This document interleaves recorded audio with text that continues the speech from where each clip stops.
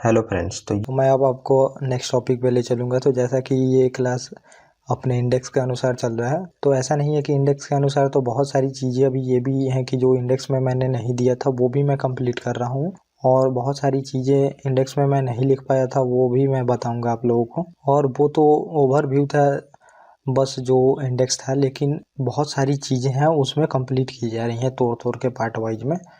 तो आपको कुछ सोचने की ज़रूरत नहीं है, जो भी टॉपिक कंप्लीट करा दी जा रही हैं उसके बारे में आपको कोई चीज़ें सोचने की ज़रूरत नहीं है। तो कृपया आप लोग इस वीडियो को सीक्वेंस से देखते हैं ताकि आप लोग को अच्छे से अंडरस्टैंडिंग हो पाए किसी टॉपिक पे, और ये पूरे पॉलिटी सब्जेक्ट। तो ये अब हम देखेंगे इसमें नया टॉपिक जो हमारा है अगला, न्यायपालिका जुडिशरी। तो थोड़ा सा बैकग्राउंड हम देखेंगे, उसके बाद इस टॉपिक को धीरे धीरे जो जो इसके अंदर प्रोविजन है वो देखते जाएंगे। तो मैं अब थोड़ा सा बता दूं कि बहुत सारी चीज़ें तो मैं बता चुका हूँ, लेकिन थोड़ा सा आप लोगों को बता दूं कि जो पहले थे तो राजा ही कानून बनाता था, उसको इम्प्लीमेंट भी राजा करता था और न्याय भी राजा करता था। तो उसमें पब्लिक की कुछ नहीं सुनी जाती थी, राजा बिल्कुल अपने मन का करता था। तो इस वजह से हुआ क्या कि धीरे धीरे मिडिल क्लास उभरने लगा और बहुत सारे दार्शनिक वगैरह आने लगे। तो उन्होंने बहुत सारे थ्योरी दिए। तो जो मॉन्टेस्क्यू, तो उसने एक सुझाव दिया कि जो ये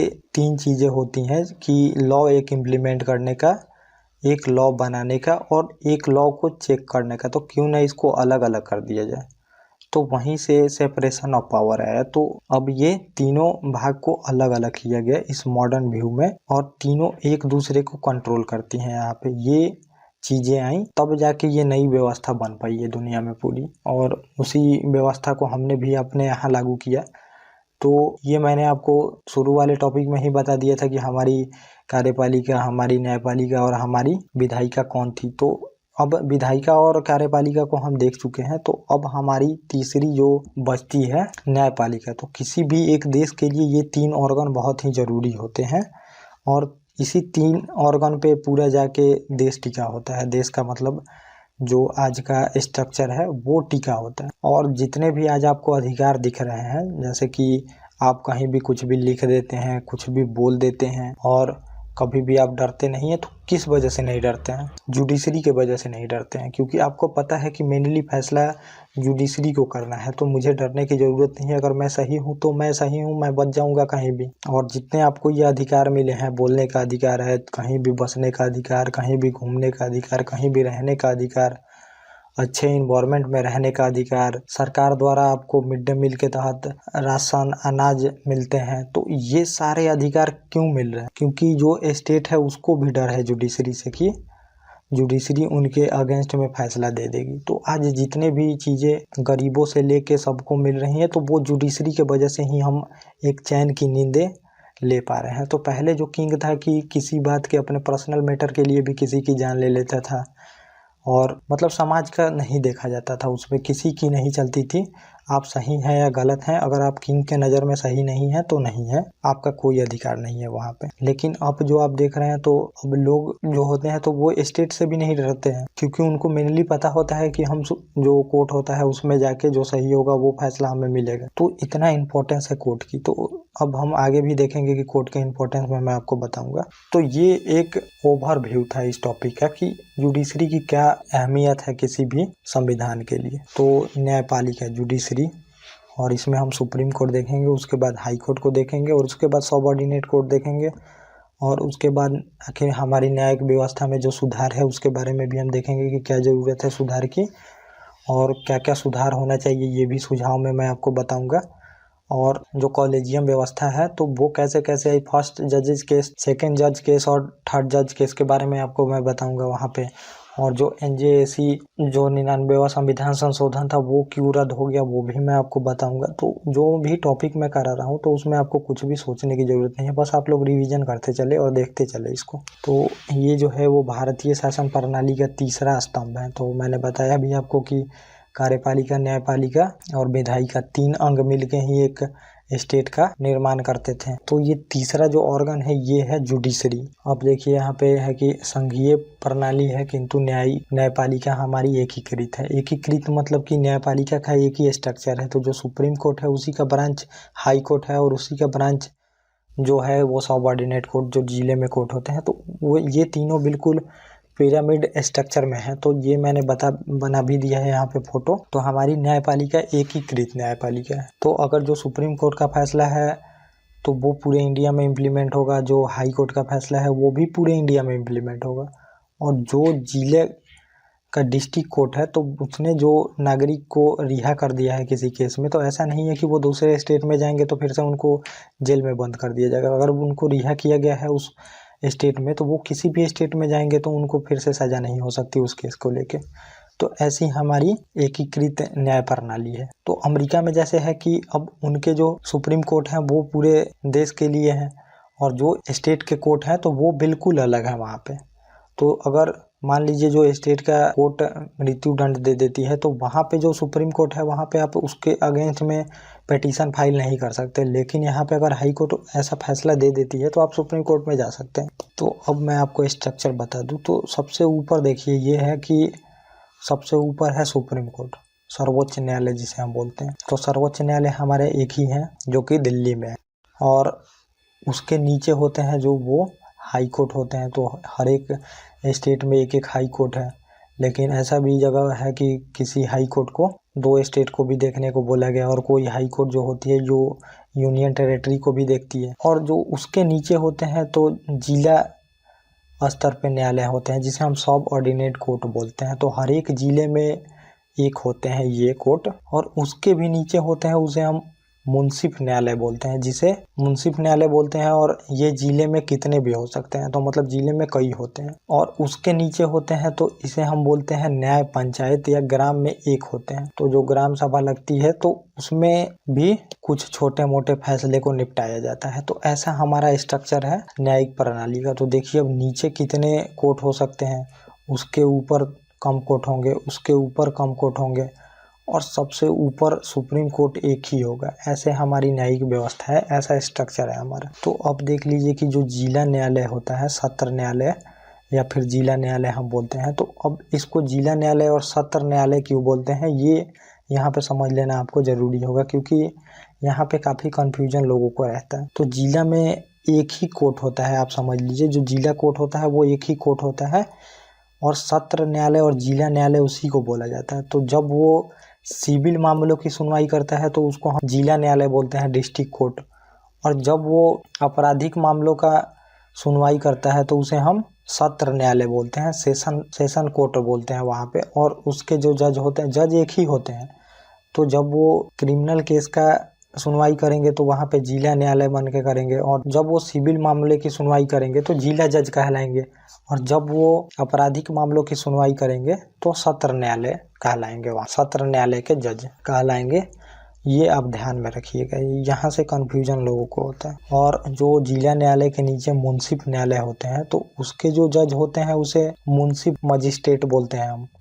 और ये सिविल जज होते हैं और सिविल मामलों की सुनवाई करते हैं, तो इन्हें मुंसिफ मजिस्ट्रेट कहा जाता है। और जब इसे हम न्यायिक मजिस्ट्रेट बोलते हैं, जुडिशियल मजिस्ट्रेट, तो यहाँ पे ये फौजदारी मामलों का निपटारा करते हैं, तो उन्हें हम मुंसिफ न्यायालय को ही जो जज होते हैं उसको न्यायिक मजिस्ट्रेट बोलते हैं, जब वो फौजदारी मामलों का निपटारा करते हैं। और इनके जो प्रमुख होते हैं इन अदालतों के, मुंसिफ न्यायालय के, तो उनको हम न्यायिक मजिस्ट्रेट बोलते हैं। तो ये आप ध्यान में रखिएगा, जो मुख्य न्यायाधीश होते हैं इसके। और कुछ राज्यों में बढ़ते मामलों के लिए, ये त्वरित मामलों के लिए जो न्याय पंचायत है, ग्राम पंचायत, इसका भी गठन होता है। तो ये आप ध्यान में रखेंगे, क्योंकि अब जो जुडिशरी पे धीरे धीरे केसों का दबाव बहुत ज़्यादा बढ़ गया है, और बहुत ज़्यादा केस बढ़ गए हैं हमारे न्यायपालिका पे। तो वो हम देखेंगे जब सुधार में, तब मैं आपको बताऊंगा कि कितने केसेज बढ़ गए हैं न्यायपालिका पे और उसका निपटारा कैसे जल्दी हो सकता है। और थोड़ा सा हम हिस्ट्री देख लेते हैं न्यायपालिका का अपने यहाँ।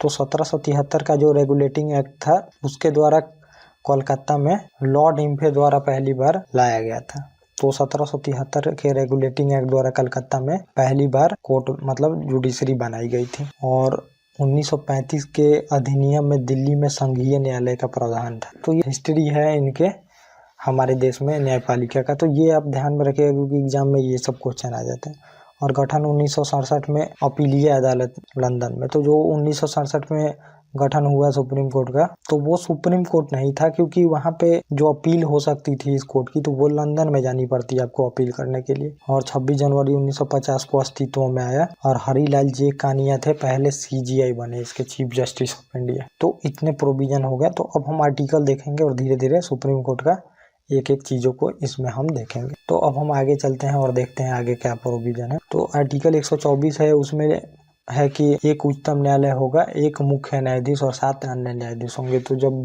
बना था ये सुप्रीम कोर्ट तो उसमें प्रोविजन था कि एक चीफ जस्टिस ऑफ इंडिया होंगे, मुख्य न्यायाधीश और 7 अन्य न्यायाधीश होंगे इसमें। और संसद कानून बना के न्यायाधीशों की संख्या में वृद्धि कर सकती है। और ये जो न्यायाधीशों को बढ़ाएंगे तो ये संशोधन नहीं कहलाएगा संविधान में। तो जो संसद है वो न्यायपालिका की संख्या में वृद्धि कर सकती है, और ये जो वृद्धि होगा वो संविधान संशोधन के तहत नहीं होगा, ये आप ध्यान में रखिएगा। और 1986 से 2009 तक इसमें एक CJI होते थे, चीफ जस्टिस ऑफ इंडिया, और 25 अन्य न्यायाधीश होते थे इसके अलावा। और अब इसमें सुप्रीम कोर्ट में 34 अन्य न्यायाधीश है, एक चीफ जस्टिस ऑफ इंडिया है और 34 अन्य न्यायाधीश हैं। तो ये आप ध्यान में रखिएगा, पहले 30 थे लेकिन अभी इसको बढ़ा के 34 कर दिया गया है। तो अब हम देख लेते हैं कि योग्यता क्या है सुप्रीम कोर्ट के जज बनने के लिए। तो पहला नंबर कि भारत का नागरिक होना चाहिए।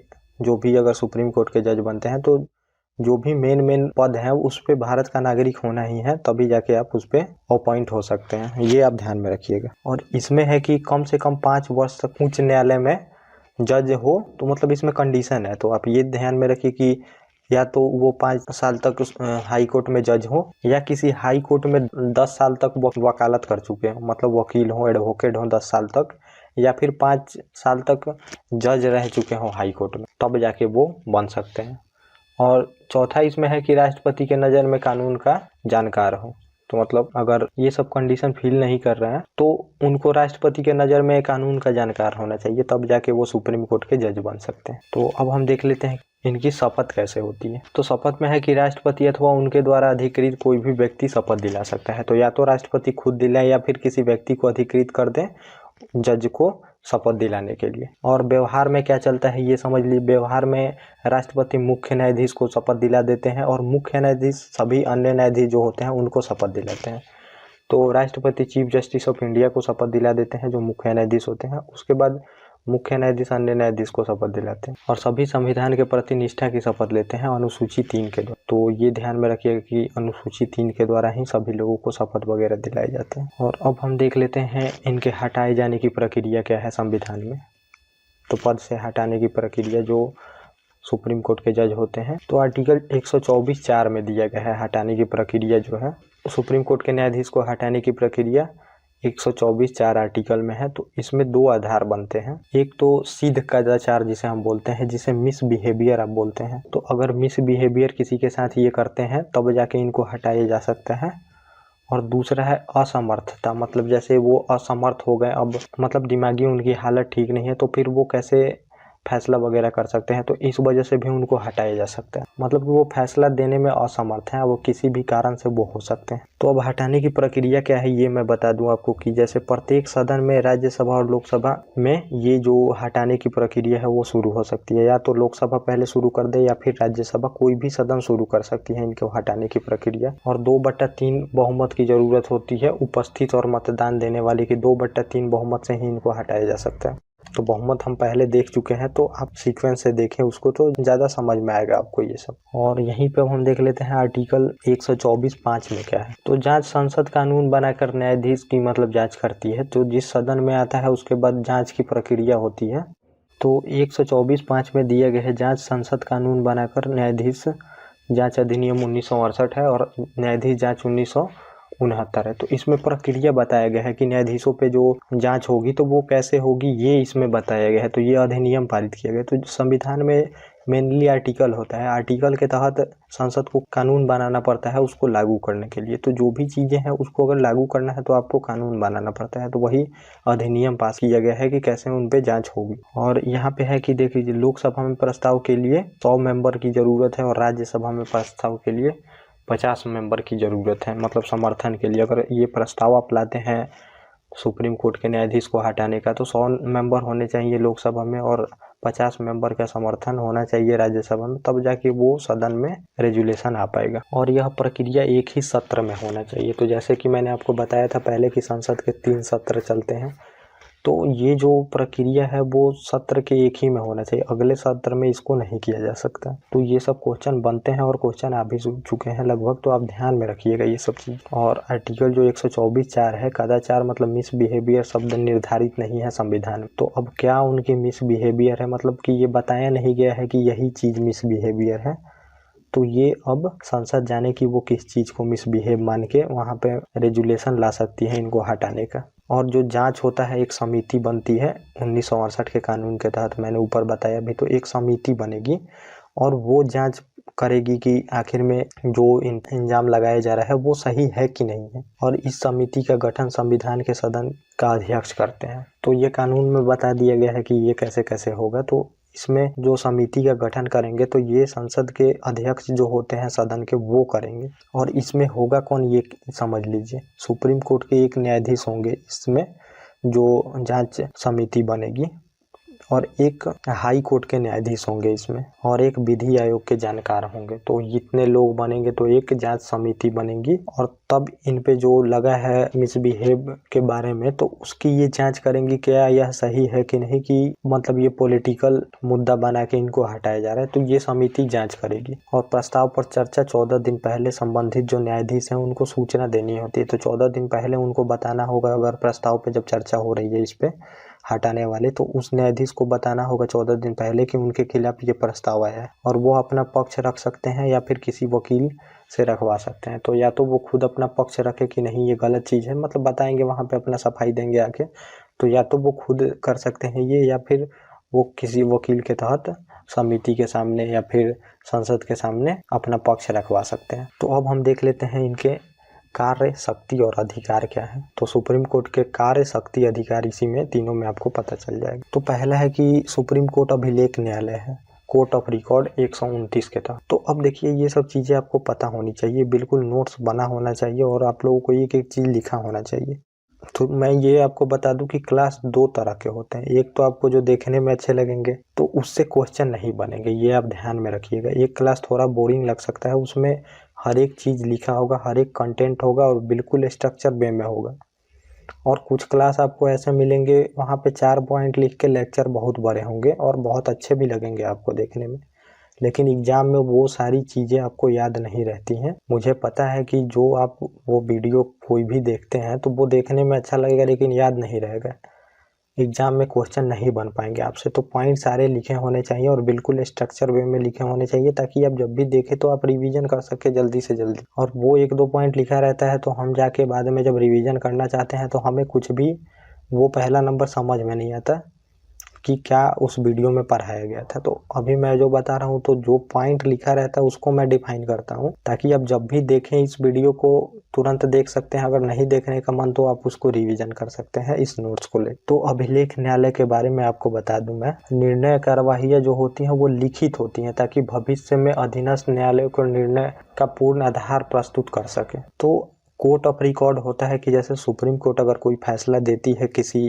मुद्दे पे, तो ये रिकॉर्ड में रखा जाता है और ये सभी अधीनस्थ न्यायालय रखते हैं, ताकि उसको अगर उसी टाइप का कोई केस आ जाता है उनके पास तो वो सुप्रीम कोर्ट जैसा फैसला दिया था वैसा वो दे सके। तो इस वजह से इनका कोर्ट ऑफ रिकॉर्ड रखा जाता है अधीनस्थ न्यायालय के पास, क्योंकि जो सुप्रीम कोर्ट का फैसला होता है उसको अपने आप में एक लॉ माना जाता है। तो उस रिकॉर्ड को बाकी कोर्ट रखते हैं, ताकि अगर ऐसा कभी भी केस आ जाए तो वो सुप्रीम कोर्ट के जो फैसला दिया था उसके अनुसार उस केस को सॉल्व कर सके। तो अब हम देख लेते हैं आगे, आरंभिक अधिकार मतलब ओरिजिनल जूरिसडिक्शन इनकी क्या है, आर्टिकल 131 में है ये। तो ओरिजिनल जो जूरिसडिक्शन होता है तो इसमें होता है कि केवल सुप्रीम कोर्ट में ही ये जो विषय होंगे ये केवल सुप्रीम कोर्ट ही सुन सकता है उसको, और किसी कोर्ट को अधिकार नहीं होता है ये केस सुनने का। तो इनको ये आरंभिक अधिकारिता में जोड़ा जाता है, ओरिजिनल जूरिसडिक्शन। तो ये आप समझ लीजिए कि ये जो केस होगा चाहे जो भी विषय है तो वो केवल सुप्रीम कोर्ट ही सुन सकता है। तो इसमें है कि भारत सरकार और राज्य या फिर एक राज्य और दूसरे राज्य में विवाद हो तो वो केवल सुप्रीम कोर्ट ही सुन सकता है, क्योंकि इसको फेडरल कोर्ट माना जाता है। तो ये आप ध्यान में रखिएगा कि जो सुप्रीम कोर्ट है वही फेडरल कोर्ट है। तो क्योंकि हमारा फेडरल सिस्टम है तो उसमें जो जुडिशरी होती है वो काफ़ी पावरफुल होती है। तो अब सेंटर स्टेट और स्टेट के बीच में अगर कोई मुद्दा होता है तो उसमें हाई कोर्ट में सुनवाई नहीं होगी, वो सीधे सुप्रीम कोर्ट ही उसकी सुनवाई करेगा, क्योंकि सबसे ऊपर का कोर्ट है हमारा। और दूसरा है भारत सरकार तथा एक राज्य एवं दूसरे राज्यों के मध्य में विवाद। तो वही बात है, या फिर भारत सरकार से किसी राज्य का विवाद हो, एक राज्य का विवाद हो, या फिर 2-3 राज्यों का मिला के भारत सरकार से विवाद हो, या फिर 1-2 राज्यों के बीच में विवाद हो, तो वो सब चीज़ें मुद्दे सुप्रीम कोर्ट ही सुन सकता है। और 2 या 2 से अधिक राज्यों में विवाद हो तो यही बात है। तो ये मैंने बता भी दिया आपको। और 44वां संविधान संशोधन द्वारा आर्टिकल 139 में संशोधन किया गया और सुप्रीम कोर्ट में बोला गया कि अधीनस्थ न्यायालय के से मामले अंतरण करके अपने पास मंगा सकता है, प्लस जो एक हाई कोर्ट से दूसरे हाई कोर्ट में मामले को ट्रांसफर कर सकता है। अंतरण मतलब ट्रांसफर होता है, तो या तो अधीनस्थ न्यायालय से ट्रांसफर कर सकता है या फिर जो हाई कोर्ट है उससे भी केस को ट्रांसफर कर सकता है। तो अब मान लीजिए कि जैसे सुप्रीम कोर्ट को लग रहा है कि जिस हाई कोर्ट में किसी केस का फैसला चल रहा है तो उसको लग रहा है कि अगर ये केस प्रभावित होगा, तो मान लीजिए कि अगर उसको लग रहा है कि उस स्टेट की गवर्नमेंट है उससे प्रभावित हो सकता है ये मामला, तो वो दूसरे हाई कोर्ट में भी उस मामले को ट्रांसफ़र कर सकता है, जिससे उसे लगता है कि ये सही फैसला दे सकते हैं इस केस पे। और फंडामेंटल राइट में आरंभिक अधिकारिता लागू होती है, तो ओरिजिनल जुरिस्डिक्शन यहाँ भी आती है। फंडामेंटल राइट में ही सुप्रीम कोर्ट की ओरिजिनल जुरिस्डिक्शन आती है, तो ये आप ध्यान में रखिएगा। और आर्टिकल 138 में लिखा गया है कि संसद कानून बनाकर सुप्रीम कोर्ट की अधिकारिता में वृद्धि कर सकती है। तो फंडामेंटल राइट में हाई कोर्ट का भी पावर है, लेकिन सुप्रीम कोर्ट उतना पावर नहीं है, ये आप ध्यान में रखिएगा। क्योंकि supreme court interpreter of the constitution है, मतलब कॉन्स्टिट्यूशन को बताना कैसे कौन सा प्रोविजन है, ये सब सारी चीज़ें मेन पावर जो है वो सुप्रीम कोर्ट के पास है। तो अब हम आगे देख लेते हैं। अब इसमें कुछ अपवाद हैं, ये आपको ध्यान में रखना होगा कि ये चीज़ें बाहर है आरंभिक अधिकारिता से, ये चीज़ें बाहर हैं, ये आप ध्यान में रखिएगा कि सुप्रीम कोर्ट मतलब इसमें नहीं फैसला कर सकता है, इस पे पावर नहीं है सुप्रीम कोर्ट को, ये आप समझना होगा। तो ये अपवाद है, मतलब इन क्षेत्रों में सुप्रीम कोर्ट को पावर नहीं दिया गया है फैसले के लिए। तो किसी संधि करार संविधान के प्रारंभ से पहले की गई हो तो वो भी करार, या फिर जैसे कोई संधि कर लेती है सरकार तो उसमें सुप्रीम कोर्ट की पावर नहीं होगी चेक करने की कि ये संधि सही है कि नहीं, ये जो करार है वो सही है कि नहीं, या फिर जो पहले निष्पादित थी इस पे लागू नहीं होता। तो आर्टिकल 131 के तहत अगर संधि करार सरकार करती है कहीं दूसरे देश से या फिर IMF वर्ल्ड बैंक से करती है, तो इसमें सुप्रीम कोर्ट को कोई पावर नहीं है कि वो वहाँ पे पूछ सके कि आप क्यों करार कर रहे हैं या फिर संधि कर रहे हैं। तो ये सब एग्जीक्यूटिव पावर में आता है और ये लेजिस्लेचर द्वारा देखा जाता है। क्योंकि कोई भी करार होता है तो मैं पहले भी बता चुका हूँ आपको कि संसद से भी वहाँ पे अनुमति लेनी पड़ती है। और दूसरा है इसमें कि अंतर्राज्यीय जो नदी है, नदी घाटी है, जल का प्रयोग है, विसरण है, ETC, तो ये 272 आर्टिकल के तहत तो इसमें इनकी कोई पावर नहीं। तो अंतर्राज्यीय जो नदी का बंटवारा है तो इस पे सुप्रीम कोर्ट कोई फैसला नहीं कर सकता कि नदी को लेके किसी का विवाद है बीच में 2 स्टेट के बीच में, तो इसमें सुप्रीम कोर्ट की कोई पावर नहीं है। ये मेनली जो होता है वो सरकार द्वारा सॉल्व किया जाता है, एग्जीक्यूटिव सॉल्व करती है और इसको सहमति से सॉल्व किया जाता है। इसके लिए ट्रिब्यूनल बनाया जा सकता है, तो जब मैं ट्रिब्यूनल के बारे में आपको पढ़ाऊंगा तो वहाँ पे बताऊंगा। और वित्त आयोग के सौंपे हुए विषय आर्टिकल 280 के तहत, तो इसमें भी सुप्रीम कोर्ट की कोई पावर नहीं है। तो वित्त आयोग को अगर कोई मुद्दा या फिर विषय सौंपा जाता है सुझाव के लिए तो उसमें भी इनकी कोई पावर नहीं है, उसमें ये अपना हस्तक्षेप नहीं कर सकते सुप्रीम कोर्ट। और संघ राज्यों के मध्य खर्चों का समायोजन संबंधित विवाद 290 आर्टिकल के तहत, तो इसमें भी सुप्रीम कोर्ट इंटरफेयर नहीं कर सकते। तो आपको अधिकारिता तो जानना ही था, लेकिन ये अपवाद भी जानना जरूरी हो जाता है क्योंकि क्वेश्चन यहीं से आएंगे कि सुप्रीम कोर्ट कहाँ कहाँ इंटरफेयर नहीं कर सकता है। तो अब हम आगे देख लेते हैं कि अपीलीय अधिकारिता, एपलेट जुरिस्डिक्शन इनकी कहाँ आती है, मतलब कौन सा मामला यहाँ पे अपील करके भेजा जा सकता है। तो आरंभिक अधिकारिता में तो ये सब चीज़ें नहीं आती हैं, लेकिन ये सब जो चीज़ें हैं ये अपील करके आप सुप्रीम कोर्ट में पहुँच सकते हैं। तो दीवानी मामलों में अपील हो सकती है, फौजदारी मामलों में अपील हो सकती है। तो दीवानी मामले मतलब बता दूं, जैसे कि इसको सिविल मामला बोलते हैं। तो सिविल मामला में चोरी डकैती, किसी ने आपका पैसा ले लिया, ये सब होता है। फौजदारी मामला मतलब कि मारपीट से रिलेटेड होता है ये, तो इन सब में अपील की जा सकती है। और संवैधानिक जहाँ व्याख्या है वहाँ पे भी अपील हो सकती है। मतलब कहीं पे अगर लगता है कि संविधान की व्याख्या की ज़रूरत है वहाँ पे निचली कोर्ट में, तो वहाँ पे सुप्रीम कोर्ट में वो अपील की जा सकती है। तो अब हम दीवानी और इसमें फौजदारी मामलों में देख लेते हैं। तो क्रिमिनल और सिविल बोला जाता है इसको। तो सुप्रीम कोर्ट देश का अंतिम अपीलीय अधिकार रखता है। तो मतलब ये अंतिम अपीलीय अधिकार रखता है, क्योंकि इसके बाद तो कोई कोर्ट नहीं है। ये आपको तो नॉर्मली समझ में आ रहा है। मतलब हाई कोर्ट से अपील सुप्रीम कोर्ट में होती है। तो अब किस मामले में अपील हो सकती है यहाँ पे ये देखिए आप सुप्रीम कोर्ट में। तो पहला है दीवानी हो या फिर फौजदारी। तो किसी में अगर संविधान की व्याख्या की ज़रूरत है तो वहाँ पे अपील हो सकती है। से संबंधित प्रश्न हो, मतलब संविधान से की व्याख्या की ज़रूरत हो, तो संविधान में बहुत सारे प्रोविज़न है जो हिडन है, तो वो जुडिशरी ही उसको डिफाइन करती है। क्योंकि बहुत सारे ऐसे प्रोविज़न है जो आपको लगेगा कि कहीं पे बोला जा रहा है इसको मत करो, कहीं पे बोला जा रहा है आप करो। तो आरक्षण में जब हम देखेंगे तो उसमें मैं आपको बताऊंगा कि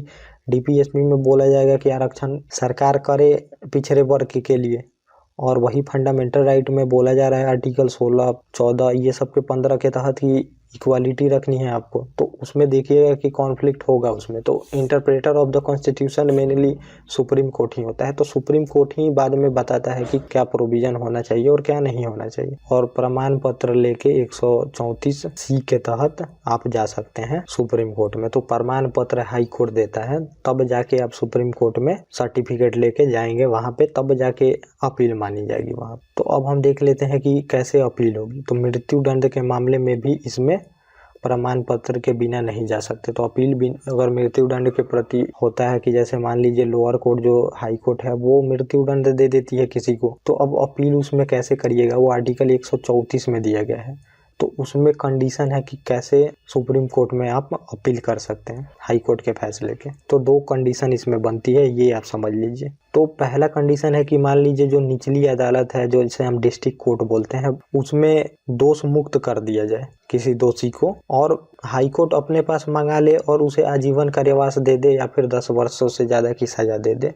तो मान लीजिए डिस्ट्रिक्ट कोर्ट है वो उसको दोष मुक्त कर चुका है, लेकिन हाई कोर्ट उस फैसले को अपने पास मंगा के उसको आजीवन कारावास दे दे या फिर मृत्यु दंड दे दे या 10 वर्ष से ऊपर की सज़ा दे दे, तो उस पर अपील की जा सकती है सुप्रीम कोर्ट में। और दूसरा कंडीशन है कि डिस्ट्रिक्ट कोर्ट में कोई केस चल रहा है, उसको मंगा ले हाई कोर्ट अपने पास, और जो दोषी है उसको आजीवन कारावास या फिर मृत्यु दंड दे दे या 10 वर्ष से ऊपर की कारावास दे दे उनको, तो यहाँ पे भी अपील की जा सकती है। अब हम आगे चलते हैं और देखते हैं इसमें विशेष इजाजत अपीलीय स्पेशल लीव अपील। आर्टिकल 136 के तहत किसी विशिष्ट मामले जहाँ पे अन्याय होने की गंभीर आशंका हो, वहाँ पे सुप्रीम कोर्ट हस्तक्षेप कर सकता है, किसी भी न्यायालय या अधिकरण से अपील ग्रहण कर सकता है। तो अब जैसे सुप्रीम कोर्ट को लगता है कि कोई ऐसा मामला है जिसमें किसी अन्य कोर्ट में अन्याय हो सकता है, या फिर जो कोई ट्रिब्यूनल हो तो उसमें अन्याय हो सकता है, कोई ऐसा मुद्दा हो उसमें, तो वहाँ पे सुप्रीम कोर्ट अपने आप से उसमें हस्तक्षेप कर सकता है, उसमें उससे किसी इजाज़त की आवश्यकता नहीं है। और अब इसमें हम 5वां देख लेते हैं, परामर्शी अधिकारिता क्या है। मतलब एडवाइजरी जुरिस्डिक्शन में कौन कौन सा, मतलब कहाँ कहाँ ये एडवाइस दे सकते हैं, ये आप समझ लीजिए।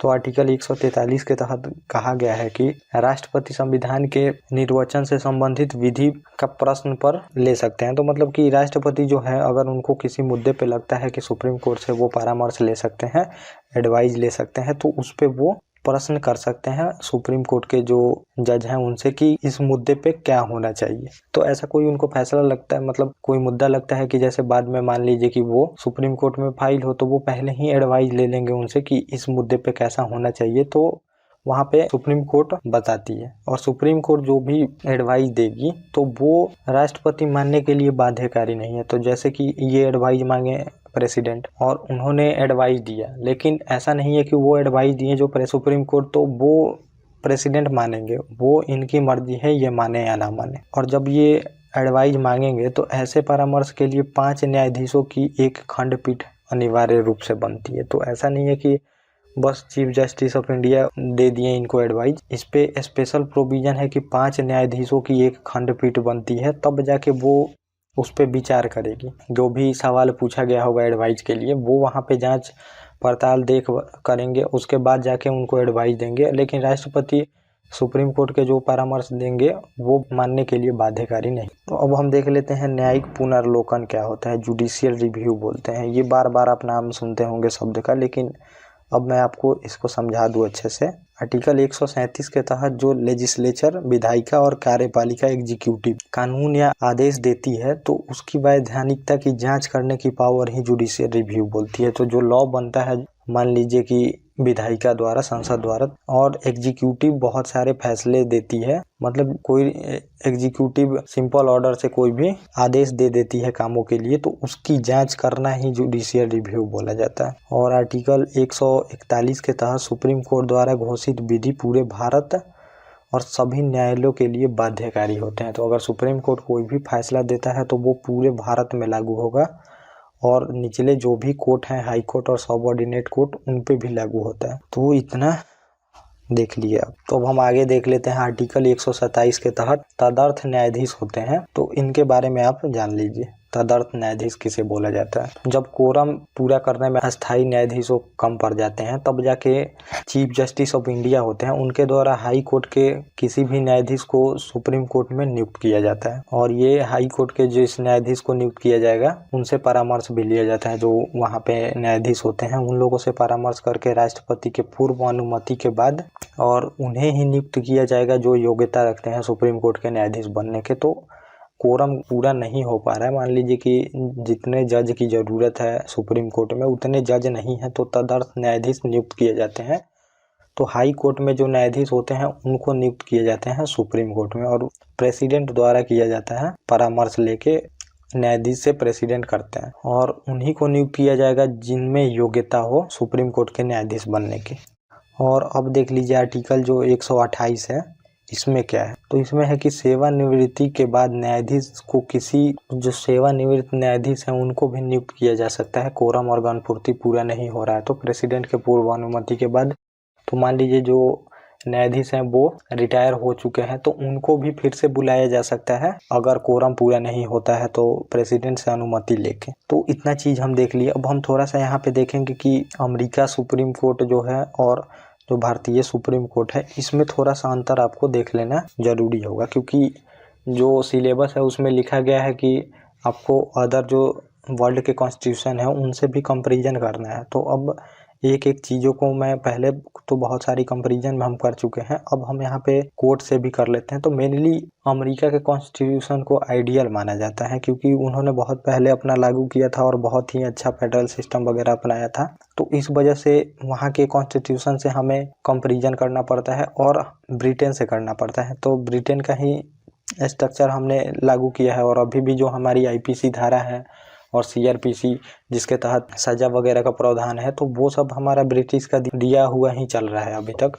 तो इस वजह से हमें उनसे भी कंपैरिजन करना पड़ता है। तो जो भारत का सुप्रीम कोर्ट है तो वो संघीय व्यवस्था तक ही सीमित है, तो संघीय तक वास्तविक न्याय क्षेत्र है इनके, तो संघ तक ही ये देख सकते हैं। लेकिन अब देख लीजिए अमेरिका का जो सुप्रीम कोर्ट है वो संघीय तो देख ही सकता है, संघीय मतलब कि जो केंद्र सरकार का मामला है, प्लस वो नौसेना का मामला है और समुद्री राजदूत वगैरह इन सब के लिए भी सुन सकता है। तो सैनिक मामला भी वो सुन सकता है। तो हमारे यहाँ है कि सैनिक के लिए अलग मार्शल लॉ है, तो उसके तहत सैनिक अदालत ही है, उनका मामला सैनिक के अदालत में ही देखा जाता है, तो वो मार्शल लॉ वगैरह के तहत होता है। लेकिन जो अमेरिका का कोर्ट है वो नौसेना वगैरह का भी और समुद्री जो राज्य क्षेत्र होते हैं वो सब भी देख सकता है वहाँ पे। तो उसकी, क्योंकि सुप्रीम कोर्ट जो अमेरिका का है उसको दुनिया का सबसे पावरफुल सुप्रीम कोर्ट माना जाता है, और भारतीय सुप्रीम कोर्ट में है तो अपीलीय में मैंने उतना भी बताया आपको कि अपीलीय में और संवैधानिकता की जांच करने के लिए अपील किया जा सकता है, जन अधिकार को देख सकता है एवं आपराधिक मामला भी देख सकता है। तो इतने पावर हैं हमारे सुप्रीम कोर्ट के पास। लेकिन अब अमेरिका में देखिए कि इस तरह की कोई शक्ति नहीं है उनके पास, वो केवल संविधान का ही व्याख्या कर सकते हैं। लेकिन हमारा जो सुप्रीम कोर्ट है वो संविधान का तो व्याख्या करेगा ही करेगा, लेकिन अपीलीय अधिकार भी है, और आपने एडवाइजरी जुरिस्डिक्शन भी देखा जिसमें वो प्रेसिडेंट को सलाह दे सकते हैं किसी भी मामले में। तो इतने अधिकार हैं हमारे सुप्रीम कोर्ट के पास, और वहाँ पे है कि बस केवल संविधान के तहत जो प्रोविजन है उसी को चेक कर सकते हैं। तो वहाँ पे ट्रू फेडरल सिस्टम अपनाया गया है, तो राज्य के अलग सुप्रीम कोर्ट अपने होते हैं। तो राज्य के अगर कोर्ट ने किसी को फांसी की सजा दे दी है तो आप वहाँ के सुप्रीम कोर्ट में नहीं जा सकते हैं उसको लेके, वहाँ पे अपील नहीं हो सकती है उसको लेके। तो हर एक राज्य का वहाँ पे अलग अलग संविधान होता है, लेकिन हमारा एक ही संविधान है। इस वजह से भी हमारे संविधान का इतना बड़ा माना जाता है कि पूरे वर्ल्ड का सबसे बड़ा संविधान हमारा है। और तीसरा देख लेते हैं कि हम किसी भी न्यायालय में जो फैसला है उसको यहाँ पे अपील की जा सकती है सुप्रीम कोर्ट के पास, बस सैन्य मामले को छोड़ के, और यहाँ पे इनको कोई शक्ति नहीं है। और चौथा हम देख लेते हैं न्यायिक समीक्षा के अवसर सीमित हैं इनके पास। तो न्यायिक समीक्षा की यहाँ पे सीमित अधिकार है अपने सुप्रीम कोर्ट के पास भारतीय, लेकिन यहाँ पे व्यापक है। तो मैंने वहाँ पे आपको बताया भी था कि दो तरह से न्याय दिए जाते हैं। तो एक तो होता है कि जैसे अगर कोई भी विधायिका कानून बना देती है तो उसको जांच करेगी न्यायपालिका। अब वो कानून सही है गलत है उससे मतलब नहीं है, विधायिका में अगर सही प्रोसेस से कानून बना दिया गया है तो उस पर न्यायपालिका कोई भी क्वेश्चन नहीं कर सकती है। लेकिन जो अमेरिका में होता है तो वो वहीं से डेवलप हो किया गया कि प्रोसीजर एस्टेब्लिश बाय लॉ का कॉन्सेप्ट आया, जिसमें बोला गया कि वो ये तो चेक करेगी ही करेगी न्यायपालिका की किसने लॉ बनाया है और उसको वो अधिकार है कि नहीं लॉ बनाने के लिए, लेकिन जो कोर्ट है वो भी चेक कर सकती है क्या यह लॉ सही है कि नहीं है। अब इससे मतलब नहीं है कि किसने बनाया और सही तरीके से बनाया, लेकिन ये भी चेक किया जा सकता है कि वो लॉ सही है कि नहीं है। तो वही कॉन्सेप्ट हम अपने देश में भी लागू किए, लेकिन हमारे देश में ये व्यापक नहीं है, व्यापक है अमेरिका। तो इसी वजह से जो 99वां संविधान संशोधन था इसको भी रद्द कर दिया सुप्रीम कोर्ट ने, बोला कि ये मानसा सही नहीं है लॉ की। तो पहले था कि वो बस लॉ बना दे विधायिका सही तरीके से, तो उनको यहाँ पे पावर नहीं था कि वो लॉ को रद्द कर सके, लेकिन इसके बाद ये पावर आया। तो अमेरिका से ही हम देख के ये चीज़ें अपने यहाँ इम्प्लीमेंट किए। और मेनली मेनका गांधी केस से ये माना जाता है। तो मेनका गांधी का मामला था कि पासपोर्ट को लेके मामला था, पासपोर्ट उनका जब्त कर लिया गया था। तो उसी में बोला गया कि सुप्रीम कोर्ट द्वारा कि किसी का पासपोर्ट वगैरह जब्त नहीं किया जा सकता। तो लॉ हो, लेकिन लॉ अगर गलत है तो उसको खारिज कर सकता है मतलब सुप्रीम कोर्ट। और अगला हम देख लेते हैं विधि द्वारा कार्यवाही के तहत अधिकारों की रक्षा करते हैं। तो जो विधि बनी है उसके तहत ही ये चेक कर सकते हैं और उसके तहत ये जो हमारे अधिकार हैं उसकी रक्षा करते हैं सुप्रीम कोर्ट भारतीय। लेकिन वहाँ पे है विविधित प्रक्रिया द्वारा, तो वहाँ पे जो विधि नहीं भी है उसके तहत भी वहाँ का सुप्रीम कोर्ट जो है वो नागरिकों की रक्षा कर सकता है। तो धीरे धीरे हम अपने संविधान में ये चीज़ें लागू कर रहे हैं। तो अब बहुत सारा ऐसा भी सुप्रीम कोर्ट को पावर है कि जहाँ पे लॉ नहीं है तो देखते हैं कि आप सुप्रीम कोर्ट अपना फैसला वहाँ पे जारी कर देता है। तो सुप्रीम कोर्ट का भी जो फैसला होता है वो अपने आप में लॉ माना जाता है। तो कल सुप्रीम कोर्ट जैसे बोल दे कि शादी करने का अधिकार आपका जीने का अधिकार में शामिल होता है, तो ये चीज़ें यहाँ पे भी वो लॉ के तहत ही मानी जाएंगी कि हाँ ये आपका अधिकार है। तो वो हम अमेरिका से ही इम्प्लीमेंट कर रहे हैं धीरे धीरे ये सब चीज़ें। और अधिकारिता इनका संसद द्वारा बढ़ाया जा सकता है। तो जो हमारे सुप्रीम कोर्ट का अधिकार है तो वो कल संसद चाहे कि इनका अधिकार बढ़ा दिया जाए कि कुछ और मामलों में अधिकार दे दिया जाए फैसला करने का, तो ये हो सकता है। लेकिन अमेरिका के संविधान में ये उल्लेखित है और सीमित है ये। तो स्टेट वगैरह का भी फैसला हमारा सुप्रीम कोर्ट सुनता है, लेकिन वहाँ पे कम पावर है अमेरिका सुप्रीम कोर्ट के पास इन सब मामलों में। और यह एकीकृत है। तो हमारा जो कोर्ट का स्ट्रक्चर है तो एकीकृत बताया मैंने आपको पहले ही कि जो सुप्रीम कोर्ट का ही ब्रांच है तो वो स्टेट में काम करता है और उसी का ब्रांच जो है डिस्ट्रिक्ट में भी काम करता है। लेकिन अमेरिका में है कि दोहरी या विभक्त बोलते हैं वहाँ पे, तो अपने अपने स्टेट का अलग सुप्रीम कोर्ट होता है और जो पूरे देश का है वो अलग है। तो जो राज्य का हाई कोर्ट होता है उसके फैसले या फिर सुप्रीम कोर्ट के अपील नहीं की जा सकती है फेडरल कोर्ट में। तो अब हम इतने चीज़ें को देख लिए, अब हम देखते हैं कि आखिर में सुप्रीम कोर्ट की भूमिका क्या है और महत्व क्या है इसकी। तो इतना बात कर लिए तो महत्व भी जानना हमें काफ़ी जरूरी है। सुप्रीम कोर्ट की भूमिका, रोल ऑफ सुप्रीम कोर्ट। तो शासन प्रणाली का तीसरा स्तंभ है ये। तो ये बात आप हर एक बार सुनते होंगे और बहुत जगह सुने होंगे कि शासन प्रणाली का तीसरा तंत्र माना जाता है। तो लोकतंत्र का तीसरा स्तंभ है ये, समझ लीजिए कि तो लोकतंत्र में ये होता है कि जनता द्वारा शासन किया जाता है जनता पे। तो अब कैसे करिएगा शासन? अगर कल मान लीजिए सरकार बात मानना छोड़ दे तो उसको कौन रोकेगा? तो यहाँ पे चेक एंड बैलेंसेस का सिद्धांत हमने अपने संविधान में लागू किया कि हर एक ऑर्गन जो है, तो 3 ऑर्गन है स्टेट का, जुडिशरी, लेजिस्लेचर और एग्जीक्यूटिव, और तीनों एक दूसरे को कंट्रोल करती है। तो मैंने जब पार्लियामेंट आपको पढ़ाया था तो उसमें बताया था कि कैसे विधायिका कार्यपालिका को कंट्रोल करती है, तो अब कार्यपालिका और विधायिका को न्यायपालिका कंट्रोल करती है। तो इस वजह से शासन प्रणाली का तीसरा अंग है, तो ये बहुत इंपॉर्टेंट अंग माना जाता है। और दूसरा हम देख लेते हैं, कार्यपालिका और विधायिका पर लगाम लगाती है। तो सुप्रीम कोर्ट ही कार्यपालिका और विधायिका पे लगाम लाती है। तो कल अगर कोई भी लॉ मान लीजिए विधायिका पास कर देती है, या फिर जो एग्जीक्यूटिव है कोई फैसला करती है, जो निर्णय मतलब करती है कामों के लिए, तो वो अगर सही नहीं है तो उसको निरस्त करने का अधिकार बस सुप्रीम कोर्ट के पास ही। तो इस वजह से इन पे लगाम लगाया जाता है, क्योंकि किसी एक हाथों में पावर होना ये डेमोक्रेसी के लिए अच्छा नहीं माना जाता है। अगर एक हाथों में पावर जब जब मिला है लोगों को, तो वहाँ पे लोगों के जो अधिकार हैं जनता के, वो हमेशा हनन किए गए हैं। तो इस वजह से यहाँ पे उनको कंट्रोल करने के लिए जुडिशरी का भी इम्पोर्टेंट ऑर्गन मानी जाती है स्टेट की एक। और तीसरा है कि नागरिकों को स्वस्थ प्रशासन प्लस अधिकारों की रक्षा के लिए जुडिशरी इम्पोर्टेंट है, मतलब सुप्रीम कोर्ट। जुडिशरी मतलब कि सुप्रीम कोर्ट ही मान लीजिए। तो नागरिकों को जो अब स्वस्थ प्रशासन मिले, तो अब मान लीजिए कि जैसे कि प्रशासन में बहुत ज़्यादा भ्रष्टाचार है और हर एक अधिकारी करप्शन कर रहे हैं और बहुत सारे घूस ले रहे हैं, तो ये सब चीज़ों से एक नागरिक का अधिकार हनन हो रहा है। तो कल अगर मान लीजिए पता चलता है सुप्रीम कोर्ट को कि इस अधिकारी ने अगर आपके अधिकार को हनन किया है, मतलब करप्शन वगैरह के तहत, तो वो उन पर कार्रवाई कर सकते हैं और उनको नौकरी से डिसमिस भी किया जा सकता है और सस्पेंड भी किया जा सकता है। तो ये सब रक्षा वही करते हैं आपके। और इतने जो आपके अधिकार मिले हैं संविधान से, तो ये लागू करने का काम सुप्रीम कोर्ट का ही है कि कैसे लागू हो, इसको ये सुनिश्चित करे। तो अगर कार्यपालिका नहीं लागू करती है, जो सरकार है, कोई भी चीज़ें, तो वो सुप्रीम कोर्ट द्वारा उनको आदेश दिया जा सकता है कि आप इसको लागू करिए। तो नागरिकों का जितना अधिकार है ये सुप्रीम कोर्ट के तहत ही बचा रहता है और लोगों का कोर्ट में ही विश्वास रहता है कि मेनली लोगों को पता रहता है कि कोई बात उनकी माने या ना माने, जुडिशरी उनकी बात जरूर मानेगी। तो कल अगर आपका सरकार किसी अधिकार को हनन करने लगे, तो लोगों को एक विश्वास रहता है कि वो जुडिशरी के पास जाएंगे और उनके अधिकारों को रीस्टोर किया जाएगा। तो इतना महत्व है जुडिशरी का, समझ लीजिए आप। और चौथा है कि संघ, राज्य और राज्यों के बीच में विवाद का निपटारा। तो अब विवाद जो होगा, तो मान लीजिए विवाद ज़्यादा बढ़ सकता है, तो इस वजह से धन की भी क्षति होगी, लोगों को भी क्षति होगी, बहुत सारे क्षति हो सकते हैं। तो उनके विवादों का निपटारा सुप्रीम कोर्ट द्वारा ही किया जाएगा और वो बिल्कुल कानूनी किया जाता है। तो विवाद ज़्यादा नहीं बढ़ते हैं, क्योंकि ज़्यादा विवाद बढ़े तो वो देश की अखंडता के लिए भी खतरा है, क्योंकि देश अलग फिर अपना मांग करने लगते हैं कि हम अपने संघ के साथ नहीं रहेंगे। तो इन सब का निपटारा बिल्कुल कानूनी होता है, तो ये हमारा देश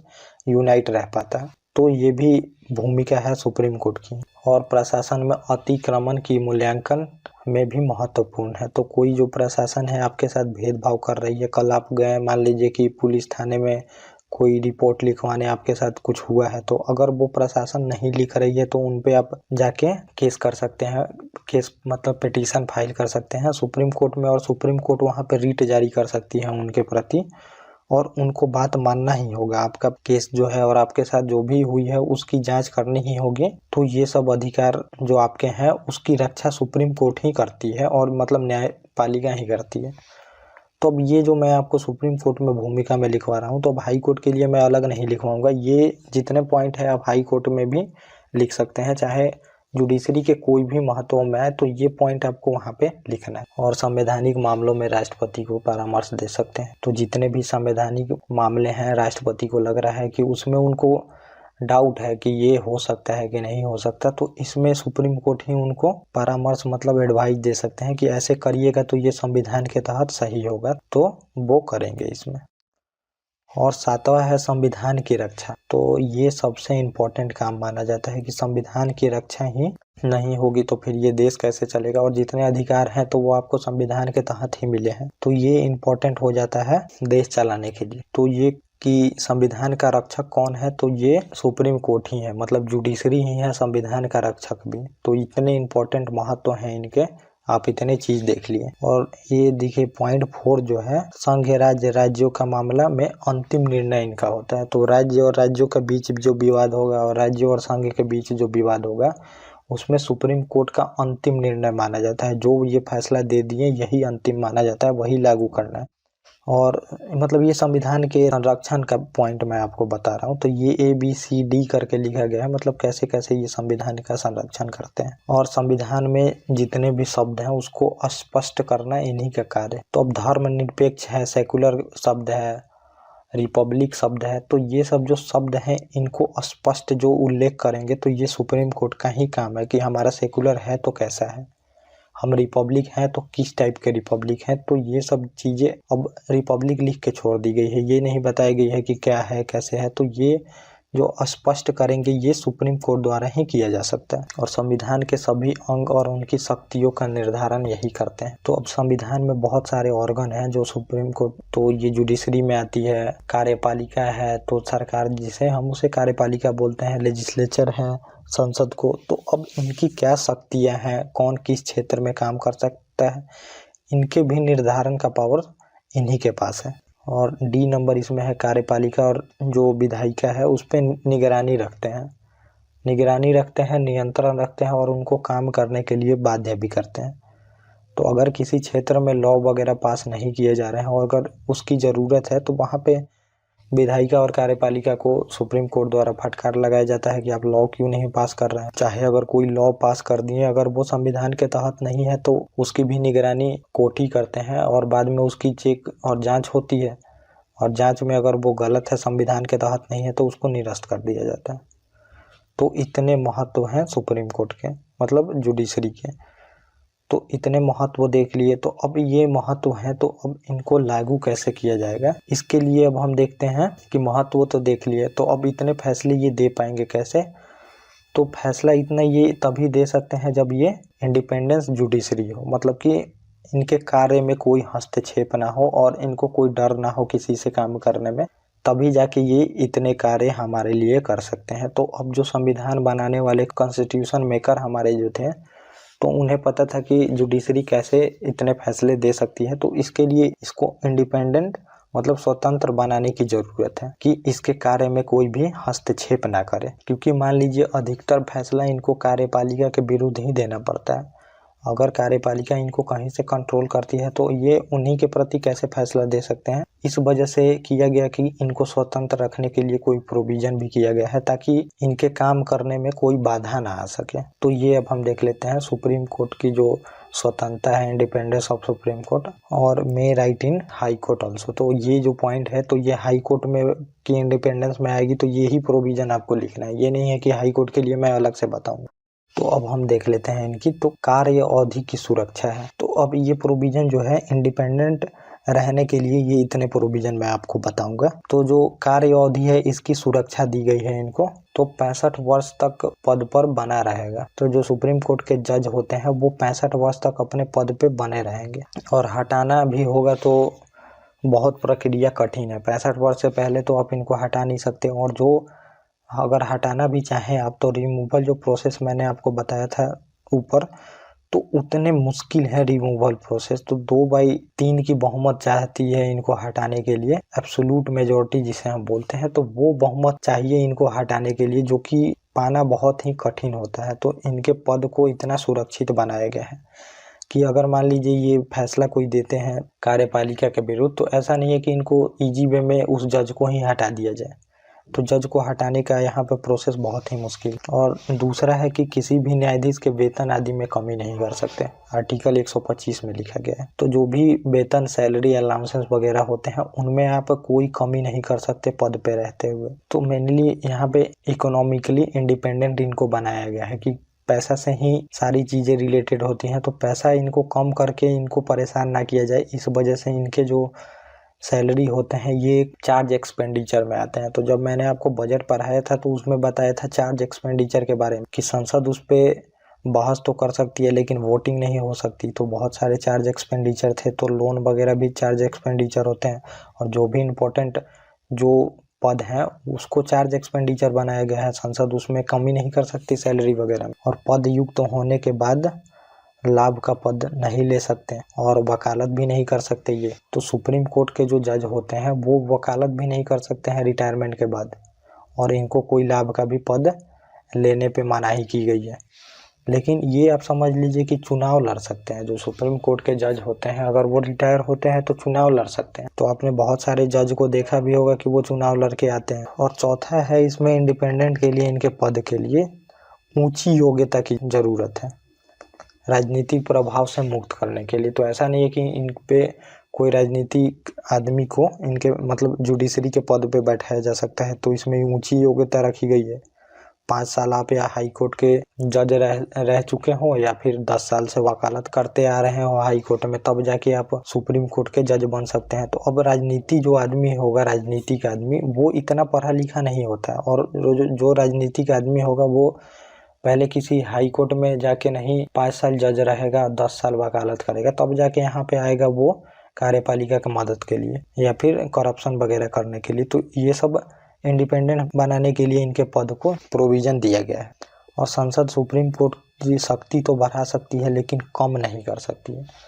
तो अब जितने इनके अधिकारी क्षेत्र में आते हैं उनमें कमी नहीं कर सकती है संसद। शक्ति बढ़ा दो लेकिन कम नहीं कर सकते। और अब हम देख लेते हैं छठा क्या है। कर्मचारियों की नियुक्ति वगैरह कोर्ट द्वारा खुद की जाती है।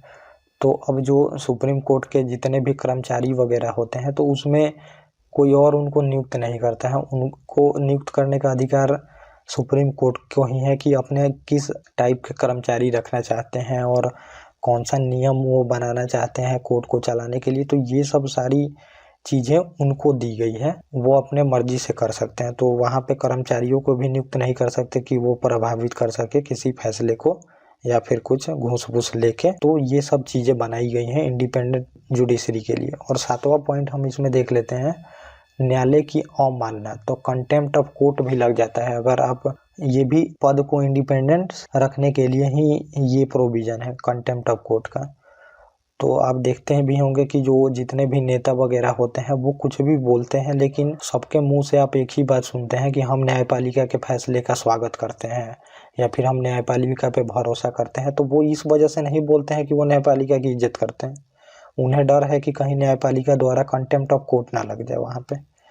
तो कंटेम्प्ट ऑफ कोर्ट में जो 1971 का मतलब अधिनियम बनाया गया है, तो ये हम देख लेते हैं तो आपको काफ़ी अच्छे से पता चलेगा।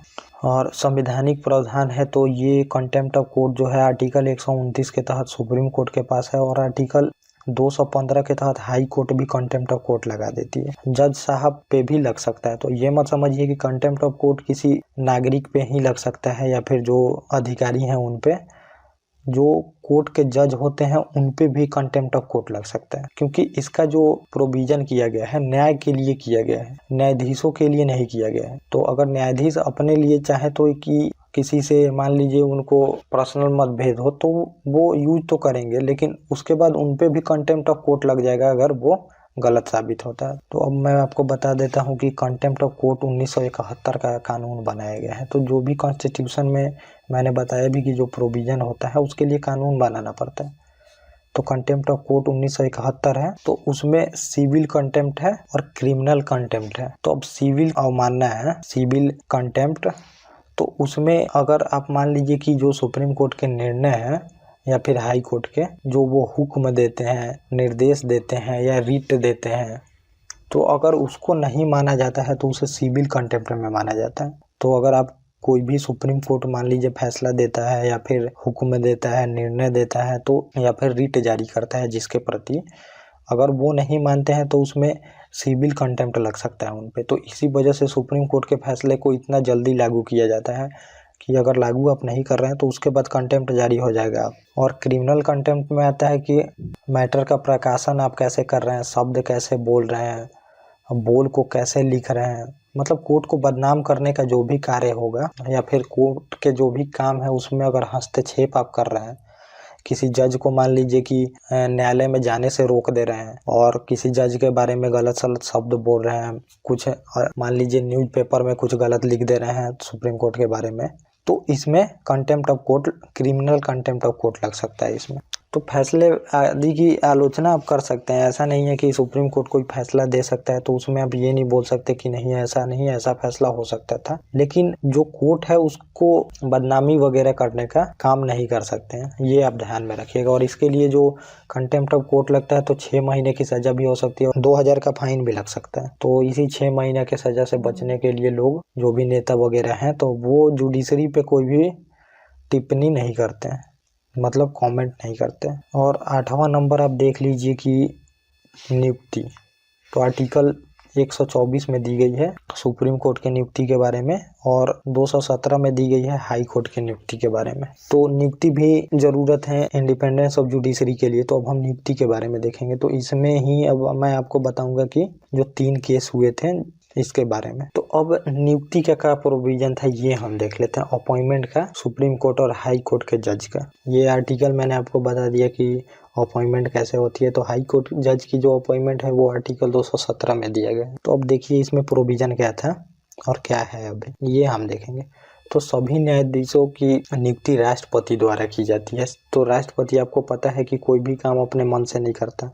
राष्ट्रपति जो भी काम करता है 99% मामलों में COM जो काउंसिल ऑफ मिनिस्टर होते हैं उनके कहने पे करता है। और इसमें था कि सलाह CJI से ले सकते हैं, मतलब चीफ जस्टिस ऑफ इंडिया से सलाह लेके वो जज की नियुक्ति करते थे राष्ट्रपति। और ये जो सलाह है ये बाध्य नहीं था, तो ये लिखा ही नहीं था कि क्या है, बाध्य है कि नहीं है, ये चीज़ें हैं मतलब थी ही नहीं।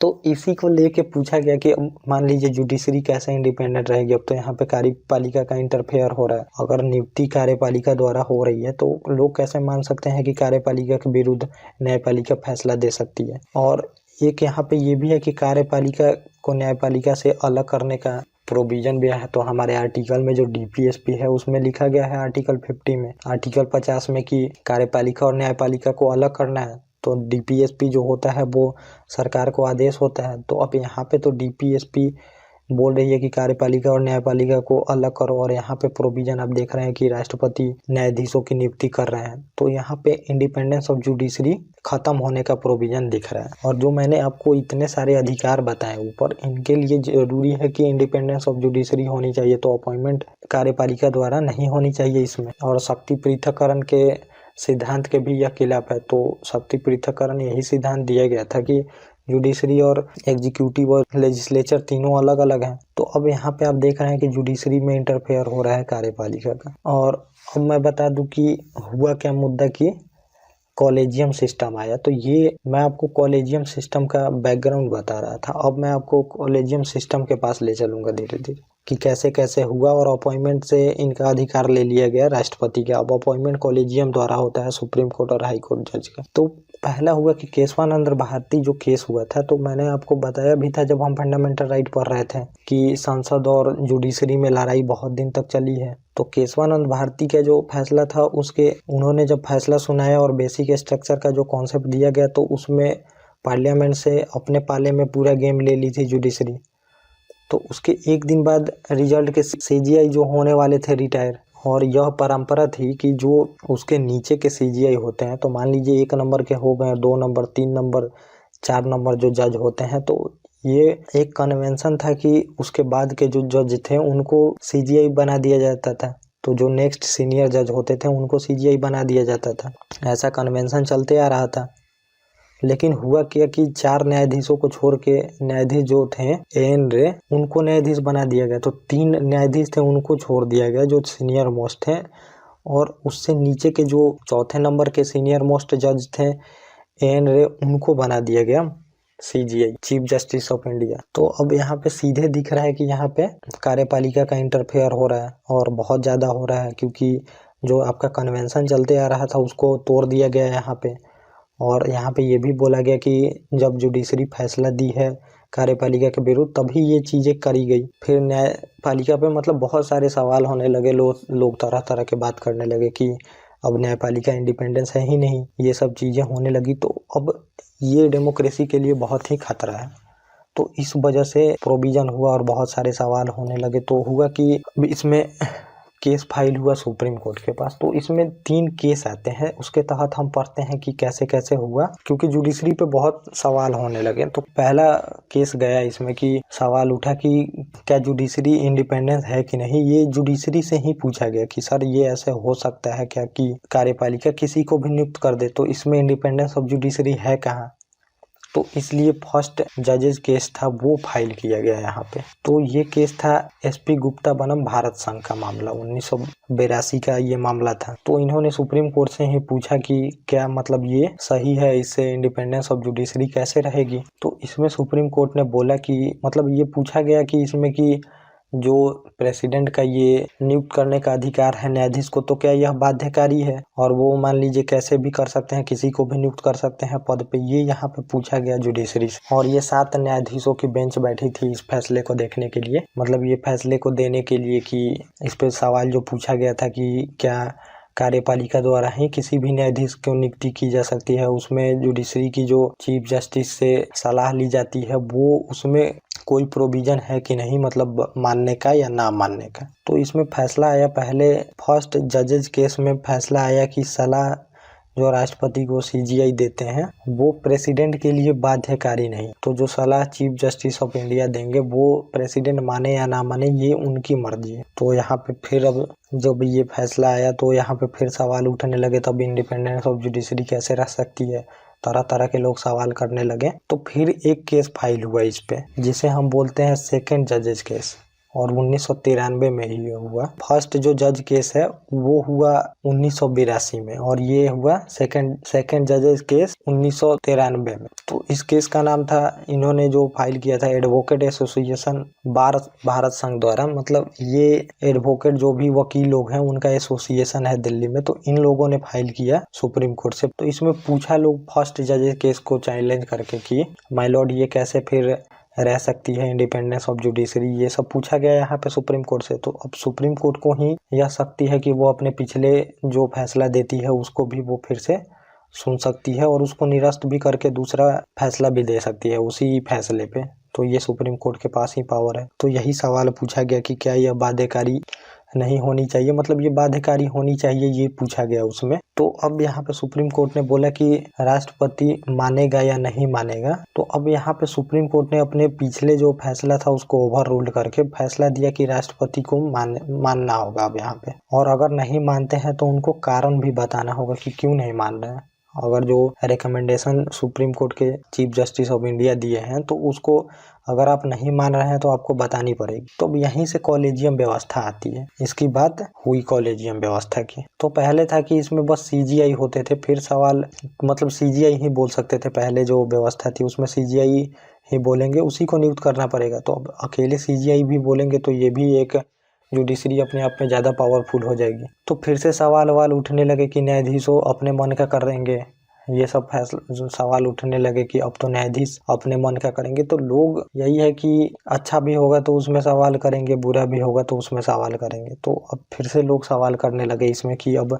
जुडिशरी अपने मन का करेगी और न्यायाधीश जो होंगे अपने मन के, और अपने मन का, और इस पद पे अपने परिवार के लोगों को नियुक्त करने लगेगी। तो ये सब सवाल उठने लगे। तो यहाँ पे फिर आया थर्ड जजेज केस। तो इसमें मतलब पूछा गया मेनली कि कॉलेजियम व्यवस्था कैसे रहेगी और कॉलेजियम काम कैसे करेगी। तो इसमें ये डिफाइन किया गया कि कॉलेजियम कैसी होगी और कैसे काम करेगी, ये बताया गया। तो अब इसमें बताया गया कि कॉलेजियम में 5 सदस्य होंगे जो कि न्यायाधीश की नियुक्ति करेंगे। पहले होंगे CGI chief justice of India, और 4 अन्य न्यायाधीश होंगे।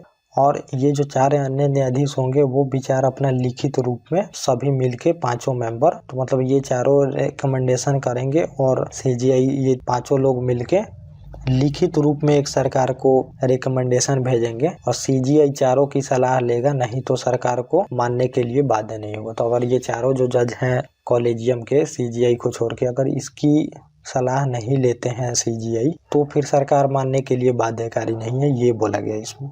और ये 5 लोग मिलके नियुक्ति का रिकमेंडेशन भेजेंगे सरकार को, मतलब प्रेसिडेंट को, और प्रेसिडेंट को मानना ही होगा जो नाम भेजा जाएगा यहाँ से। तो अब हुआ कि फिर से सवाल जवाब उठने लगे इसमें कि अब तो जुडिशरी ज़्यादा पावरफुल हो गई, तो इसमें कार्यपालिका कैसे कंट्रोल करेगी जुडिशरी को, ये सब सवाल फिर से उठने लगे। तो अब किया गया कि क्यों न इन दोनों के बीच में मिडल पार्ट निकाला जाए। तो इस वजह से सरकार ने एक फिर से अमेंडमेंट करने का सोचा यहाँ पे, 99वां संविधान संशोधन। तो राष्ट्रीय जो न्यायिक आयोग है, नेशनल जुडिशियल अपॉइंटमेंट काउंसिल का गठन किया गया, तो इसे NJSC बोला जाता है। तो इसी को रद्द किया गया 99वां संविधान संशोधन को।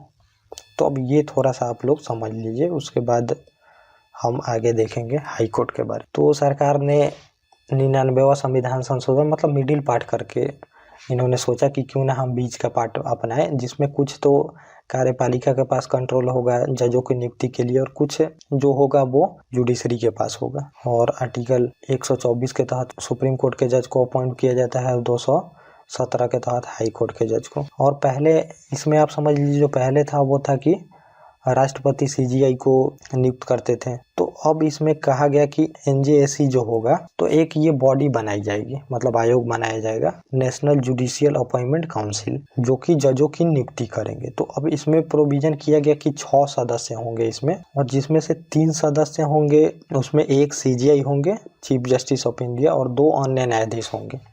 तो 3 जुडिशियल होंगे, और एक इसमें बोला गया कि मंत्री होंगे, विधि मंत्री, और 2 सदस्य PM, और 1 सदस्य होंगे ऑपोजिशन, और यहाँ पे भी CJI से सलाह ली जाएगी इनकी नियुक्ति में। तो ये बोला गया कि 6 मेंबर के लोग होंगे इस NJSC में। और ये काम क्या करेंगे ये आप समझ लीजिए, NJSC के कार्य क्या होंगे। तो ये पहला काम करेंगे कि सुप्रीम कोर्ट के जो जितने भी जज हैं उनकी नियुक्ति की सिफारिश करेंगे राष्ट्रपति के पास, जो NJSC के मेंबर होंगे, प्लस हाई कोर्ट के जो जज हो उनकी नियुक्ति प्लस स्थानांतरण मतलब कि ट्रांसफर की भी सलाह देंगे राष्ट्रपति को। तो ये इतने प्रोविजन थे NJSC में, नेशनल जुडिशियल अपॉइंटमेंट काउंसिल।